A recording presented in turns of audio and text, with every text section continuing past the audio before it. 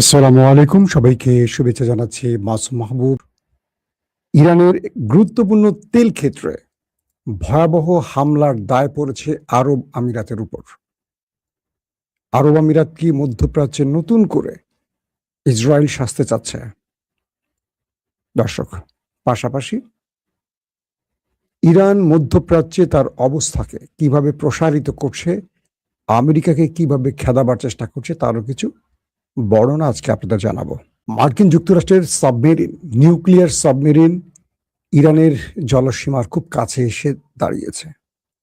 তবে কি America nuclear attack করার চূড়ান্ত সিদ্ধান্ত নিয়েছে? আইআরজিসির অ্যারোস্পেস কমান্ডার মাজেদ মোসাবি বলেছেন, যুক্তরাষ্ট্রের সকল সামরিক স্থাপনা আমাদের টার্গেট, যুক্তরাষ্ট্রকে ছাড় দেবে না। প্রথম যে খবরটি দিয়ে শুরু করতে চাই, পারস্য সাগর, তার মানে ইরানের যে অঞ্চলটি পারস্য সাগরের পাশে লাভান দ্বীপ, এখানে ইরানের বেশ কয়েকটি তেলকূপ রয়েছে, তেল শোধনাগার, এবং এই অঞ্চলটি ইরানের জন্য বাণিজ্যিকভাবে খুবই গুরুত্বপূর্ণ। বলা হচ্ছে যুদ্ধবিরতির কদিন আগে ইসরায়েল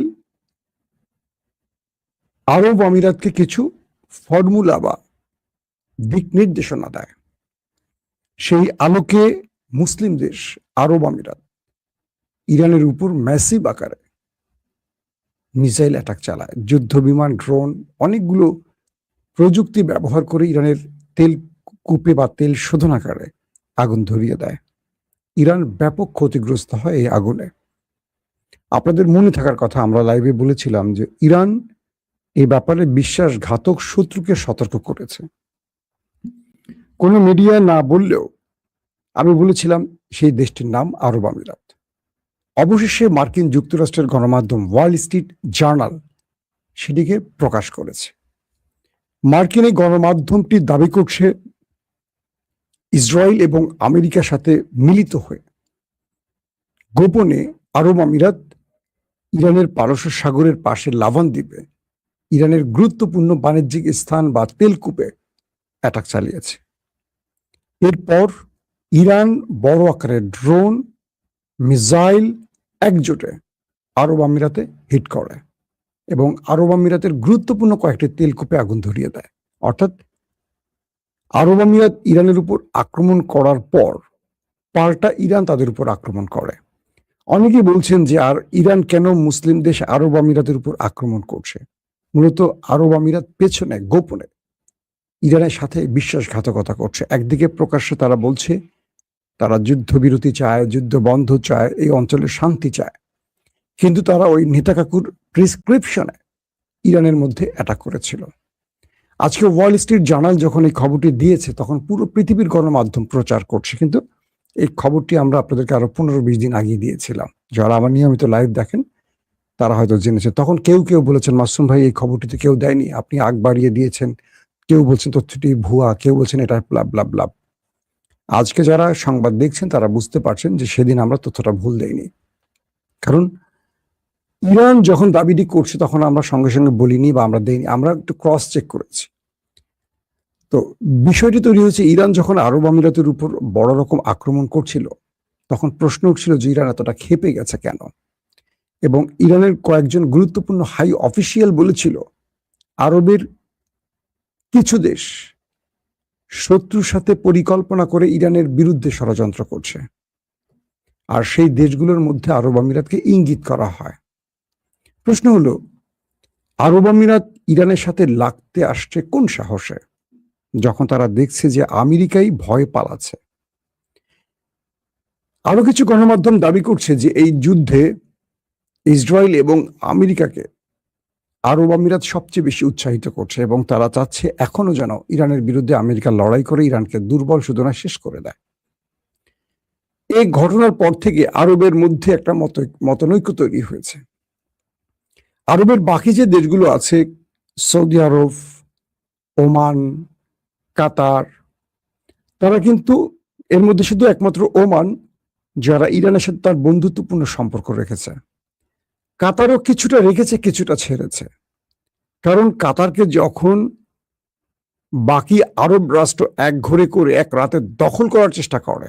আপনাদের মনে আছে, হঠাৎ করে কাতারকে দখল করার জন্য কাতারের উপর স্যাংশন দিয়ে এক ঘরে করে ফেলে মোহাম্মদ বিন সালমান বা আরবের বাকি দেশগুলো।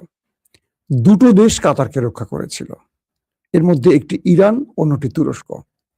ওই এক রাতের মধ্যে তুরস্কের ফাইটার জেট, তুরস্কের কি বলবো সেনাবাহিনী একযোগে কাতারে ঢুকে পড়ে এবং ঢুকে তারা কাতারে ঘাঁটি নির্মাণ করে বসে। ঘোষণা দেয় কাতারে আক্রমণ মানে তুরস্কে আক্রমণ। সেম ইরান কাতারকে নিরাপত্তা দেয়। এই দুটো রাষ্ট্র নিরাপত্তা দেওয়ার ফলে কাতার এখনো স্বাধীন রাষ্ট্র আছে। অথবা এতদিন এটি ইরাক যেমন কুয়েত দখল করেছে, এতদিনে কাতার আরবের বা মার্কিনীদের এজেন্ডা বাস্তবায়নে দখল হয়ে যেত। কাতারের যিনি প্রধান Mohammad bin Hamad bin Thani Al, কি নামটা পুরো, Sheikh Hamad bin Thani, Tamim bin Hamad Thani যার নামটা, সেই তামিম সরকার, তিনি ইরানের সাথে তার বন্ধুত্বপূর্ণ সম্পর্ক রেখেছেন। শুধু তাই নয়, তার সাথে হামাস বা ফিলিস্তিনের সম্পর্ক ভালো। তো Sheikh Tamim bin Hamad Al Thani এই যুদ্ধে তার চরিত্রের কিছুটা পরিবর্তন দেখিয়েছেন। তারপরও বলা হচ্ছে যে নেপথ্যে ইরানের সাথে কাতারের সম্পর্ক ভালো আছে এবং কাতার 12 দিন ইরান ইসরায়েল যুদ্ধে যখন আমেরিকা ইরানের বাংকার ব্লাস্টার বোমা মারে, তখন আল উদাইদ সবচেয়ে বড় মার্কিন বেস যেটা কাতারে অবস্থিত, সেখানে কিন্তু ইরান বড়সড় আক্রমণ করে। কাতার একটা রুটিন ওয়ার্ক প্রতিবাদ করে, কিন্তু ইরানের সাথে সম্পর্ক নষ্ট করে না। এবার আমরা দেখলাম দুটো দেশের মধ্যে সম্পর্কে টানাপোড়েন সৃষ্টি হয়েছে। তবে ইরান এই মুহূর্তে যে খেলাটা খেলতে চাইছে, খুব দুর্দান্ত একটা খেলা। সেটা কি? আরব আমিরাতকে এক ঘরে করে ইরান চাইছে সৌদি, কাতার, কুয়েত, বাহরাইন, ওমান তাদেরকে একটা প্ল্যাটফর্মে আনতে। এবং যুদ্ধবিরতির পর সাম্প্রতিক এই গত কয়েকদিনে ইরান আরব আমিরাতের উপর আরো কয়েক দফা অ্যাটাক করেছে। কাতারেও করেছে, কুয়েতেও করেছে। তবে কাতারের কোনো রাষ্ট্রীয় বা কাতার জনগণের কোনো সম্পদে করেনি। কাতারের সাগরে মার্কিন যুদ্ধ জাহাজে আক্রমণ করা হয়েছে, এটা কাতারকে জানিয়ে করেছে, যে কারণে কাতার সেই জাহাজে কোনো সাধারণ পিপুলকে রাখেনি। অর্থাৎ ইরান এই অঞ্চলগুলোতে আক্রমণ করলে আগে জানিয়ে করে। এই মুহূর্তে সৌদি আরব তারা আমেরিকাকে কোনোভাবে ইরানে আক্রমণের ঘাঁটি, স্থান, আকাশ কিচ্ছু দিচ্ছে না। তার মানে সৌদি আরব এই সময়টা যুদ্ধ চাইছে না। সৌদি আরবের সাথে কাতার, কুয়েত, বাকি দেশগুলো থাকতে পারে জোটে, কিন্তু ইসরায়েলের হয়ে প্রকাশ্যে খেলছে এখন আরব আমিরাত। তার যুদ্ধটা যদি শুরু হয় কোনোভাবে, আবারও ইরান আরব আমিরাতকে তামা করে ফেলবে। একদম ইরানের পক্ষ থেকে বলা হয়েছে যে এবার আমরা শত্রুকে বা শত্রুর প্রাসাদ থেকে ইটগুলো খুলে নিয়ে আসব। আমরা পূর্বে শত্রুকে শুধু বার্তা দিয়েছি, আক্রমণ করে মামুলি আক্রমণের মাধ্যমে তাদেরকে বার্তা দিয়েছি, এবার আমরা বার্তা দিচ্ছি না। এবার যদি কোনো কারণে আমাদের আরবের কোনো বন্ধু রাষ্ট্র তাদের ভূমি, আকাশ, বেইজ কিচ্ছু ব্যবহার করতে দেয়, তাহলে তারা সকাল দেখবে না, তাদের সকাল আর হবে না। তার মানে ইরান কাতার, আরব আমিরাতকে বড় রকম টার্গেটে রেখেছে এবং গত 3-4 দিনে আরব আমিরাতের কয়েকটা সফল অ্যাটাক করে তাদের তেলকূপও আগুন জ্বলিয়ে দিয়েছে, তাদের আন্তর্জাতিক বিমানবন্দর অচল করে দিয়েছিল। এই অবস্থার মধ্যে এখন যে বিষয়টি নতুন করে তৈরি হচ্ছে, মার্কিন যুক্তরাষ্ট্র তারা এই মুহূর্তে চাইছে ইরানকে বাধ্য করতে। যখন ইরান বাধ্য হচ্ছে না, ইরান যখন নতুন প্রস্তাবনা পাঠালো আমেরিকার প্রেসিডেন্ট ডোনাল্ড ট্রাম্পের কাছে গতকালকে, সেখানে আমেরিকার কোনো ইচ্ছার প্রতিফলন ঘটেনি, যে কারণে ট্রাম্প ব্যাপক ক্ষেপে গেছে এবং তিনি বলছেন ইরানকে মুছে ফেলবেন। ইরানকে তিনি আবারও সময় দিয়ে বলছেন, যদি তুমি এই অবস্থায় থাকো বা তুমি এই মানসিকতা পরিবর্তন না করো, তবে তুমি শেষ। এর পরপরই আমরা দেখলাম জিব্রাল্টার প্রণালীর কাছাকাছি মার্কিন যুক্তরাষ্ট্রের নিউক্লিয়ার সাবমেরিন এগিয়ে আসছে। বলা হচ্ছে ইরানের জলসীমার খুব কাছে মার্কিন এই নিউক্লিয়ার সাবমেরিন এসে দাঁড়িয়েছে।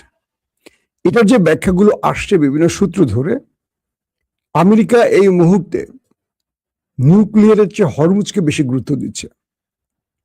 সৌদি আরবের আরামকো তেল প্রায় বন্ধ রেখেছে। সৌদি আরব বলছে যদি আজকেও বিশ্ব পরিস্থিতি স্বাভাবিক হয়, হরমুজ খুলে দেয়া হয়, পুরো বিশ্ব বাজারের তেলের পরিস্থিতি পরিবর্তন হতে 2027 সাল লেগে যাবে যদি আজকেও সব খুলে দেয়া হয়। ভারতে মাত্র 2 মাসের তেল মজুদ আছে। পৃথিবীর বিভিন্ন দেশ অচলের মুখে হয়ে যাচ্ছে, অচলের মুখে পড়ছে। মার্কিন যুক্তরাষ্ট্র সবচেয়ে বড় চাপে আছে এ কারণেই যে হরমুজ বন্ধের ফলে পুরো বিশ্ব বাজার ধসে পড়ছে।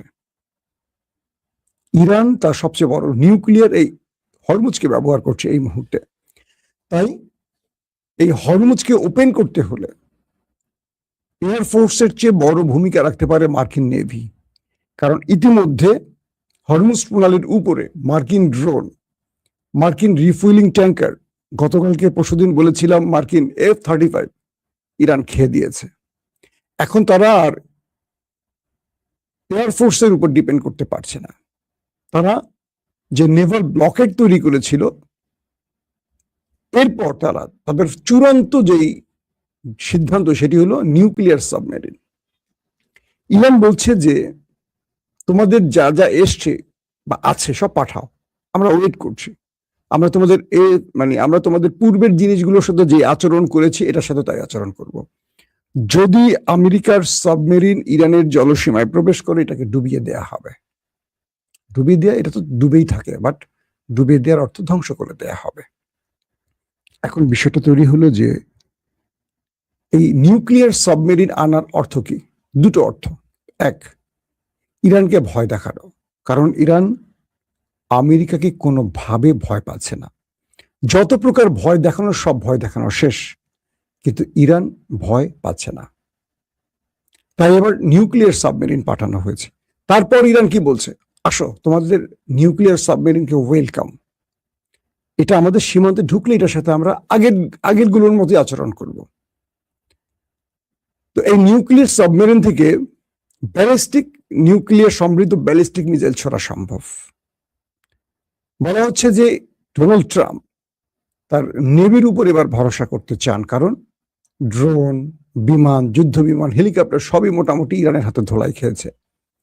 এখন তিনি হরমুজ প্রণালী বা ইরানকে অঞ্চলে বড় রকম চাপে ফেলতে সাবমেরিন এনেছেন, তাও আবার নিউক্লিয়ার সাবমেরিন। শেষ পর্যন্ত কি ডোনাল্ড ট্রাম্প আসলে যুদ্ধে যাবেন?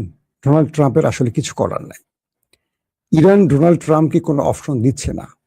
ইরান যে অপশনগুলো দিচ্ছে সেই অপশনগুলো আমেরিকার পরাশক্তির তকমা যেমন খুলে পড়বে, ট্রাম্পের রাজনীতির অপমৃত্যু ঘটবে। এখন কি করবে ট্রাম্প? ট্রাম্প একটা এক্সিট রুট চায়, ইরান তাকে একটা এক্সিট রুট দিতেও রাজি না। কারণ বহুদিন পর একটা সুযোগ পেয়ে গেছে ইরান। আবার ইরান যে অবস্থায় আছে, এই অবস্থায় আমেরিকাকে যতটা কাহিল করতে পেরেছে এটাকেও বলবৎ রাখতে চায়। অর্থাৎ ইরান যেই ফরম্যাটে এখন খেলছে এই ফরম্যাটটাকে অক্ষুণ্ণ রেখে খেলতে চাচ্ছে আমেরিকার সাথে। কারণ হঠাৎ ফরম্যাট পরিবর্তন করলে ইরানের মধ্যে হয়তো পরিবর্তন আসতে পারে। তবে আমেরিকা সবচেয়ে বড় যে কারণে ধরা খাচ্ছে সেটি হলো তারা আলী খামেনিকে হত্যা করে এখন বুঝতেছে তারা অনেক বড় ভুল করেছে। মার্কিন প্রশাসনের গুরুত্বপূর্ণ ব্যক্তিরা বলছে ট্রাম্প সবচেয়ে বড় ভুল করেছেন আয়াতুল্লাহ আলী খামেনিকে হত্যা করে। এতদিন তিনি থাকলে যুদ্ধবিরতির মাধ্যমে আলোচনা করে ট্রাম্প এখান থেকে মুখ রক্ষা করে বাঁচতে পারতেন, চলে যেতে পারতেন, যেটা বিগত ইরান ইসরায়েলের 12 দিনের যুদ্ধে পেরেছিল। কিন্তু এখন পুরো ইরান কন্ট্রোল করছে 31 থেকে 32 জন কমান্ডার, যারা এই যুদ্ধটি করছেন। তাদেরকে এমন একটি নির্দেশনা মুস্তফা খামেনির পক্ষ থেকে দেয়া হয়েছে যে আমেরিকার উপর আক্রমণ কে করছে এটা এই উত্তর দিতে ইরানের কখনো কখনো 24 থেকে 48 ঘন্টা সময় লেগে যায়। কারণ কি, ভিন্নভাবে স্বতন্ত্রভাবে 31টি কমান্ডোকে ভাগ করে দেয়া হয়েছে। ইরানের এক একটা কমান্ডার কোন একটি নির্দিষ্ট নির্দেশনা এখন আর ফলো করছে না, কারণ তাদের এই চেইন অফ কমান্ড ভেঙে দিয়েছে আমেরিকা অ্যাটাক করে। তো এখন ইরান কি করছে, ধরেন আইআরজিসির অনেকগুলো দপ্তর আছে, যেমন অ্যারোস্পেসের যিনি প্রধান মাজেদ মুসাবি, তিনি ঘোষণা দিলেন কি, আমাদের আশেপাশে যুক্তরাষ্ট্রের প্রায় 15,000 সেনা অবস্থান করছে। 200 যুদ্ধ বিমান আছে, কয়েক ডজন যুদ্ধ জাহাজ আছে। এগুলো প্রত্যেকটাকে ধ্বংসের জন্য, এটা আজকের স্টেটমেন্ট, ইরান তার টার্গেট লক করেছে। কে বলছে? ইরানের আইআরজিসির যিনি অ্যারোস্পেসের প্রধান বা কমান্ডার মাজেদ মুসাবি বলছেন যে আমরা যুক্তরাষ্ট্রের সামরিক স্থাপনাগুলোর আমাদের টার্গেটে বা ইরানের টার্গেটে আমরা লক করে রেখেছি। আমেরিকা পাগলামি করলে এগুলোকে আমরা একটা একটা করে ছাপা করে দেব। পাশাপাশি বলছে যে আমাদের সবচেয়ে ভয়ঙ্কর অস্ত্রগুলো আমরা আপলোডে রেখেছি, একদম ইনস্টল করে দিয়েছি। ইরান আক্রান্ত হওয়ার সঙ্গে সঙ্গে অটোমেটিক এগুলো লঞ্চ হবে, কাজ শুরু করে দেবে। যেটি বলছিলাম যে ইরানের 31 বা 32 জন কমান্ডো, তারা প্রতিটা দফতর বা ভাগের প্রধান, তারা নিজের ইচ্ছে আক্রমণ করতে পারে। যে যখন মনে করছে আক্রমণ করা উচিত সে তখন আক্রমণ করে বসছে। যে জন্য আক্রমণ শেষে ইরান কখনো আক্রমণ করছে কি করেনি এই তথ্যটি জানাতে গেলে তাদের সময় লাগে, কারণ ভেতর থেকে খোঁজ নিতে হয়। এখন আমেরিকা দেখছে যে তারা যদি বর্তমান প্রেসিডেন্ট মাসুদ পেজেশকিয়ানের সাথে আলোচনা করে, ফল পাচ্ছে না। আব্বাস আরাকচির সাথে কথা বললে ফল পাচ্ছে না। কারণ কি? কারণ এতগুলো ভাগে বিভক্ত হয়েছে ইরানের সংস্থাগুলো, যুদ্ধকালীন সংস্থাগুলো, যাদের কোনো অস্তিত্ব ডোনাল্ড ট্রাম্প টের পাচ্ছে না। আর এটির মাধ্যমে ইরান সফলতা পাচ্ছে। ধরেন একজন সুপ্রিম লিডার, তাকে খুঁজে পেলে তাকে দিয়ে সব শায়েস্তা করা যেত, কিন্তু আমেরিকা বুঝতেছে যে একজন বলে আর কিছু না ইরানে। ইরান এখন বহু ভাগে বিভক্ত হয়ে লড়াই করছে। তবে মুস্তফা খামেনির নির্দেশনা সুপ্রিম লিডার হিসাবে এইটি সবার কাছে পৌঁছে গেলে সেই অনুযায়ী আবার কাজ চলে। এই বিনাশটা কিন্তু মুস্তফা খামেনি নিজেই করে দিয়েছেন। এখন ডোনাল্ড ট্রাম্প তার নিজের চুল নিজে ছিঁড়ছেন আর বলছেন, কি ভুলটা করলাম খামেনিকে মেরে। যদি খামেনি বেঁচে থাকতো হয়তোবা তাকে এই কঠিন পথ পাড়ি দিতে হতো না।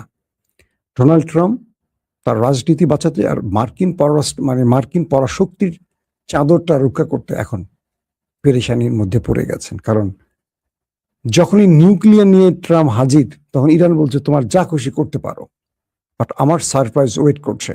তুমি যা করবে তার চেয়ে একটু এগিয়ে থাকবো আমি, কারণ এই অঞ্চলটা আমার। পাশাপাশি টর্পেডো এবং মাইন পুঁতে রেখেছে ইরান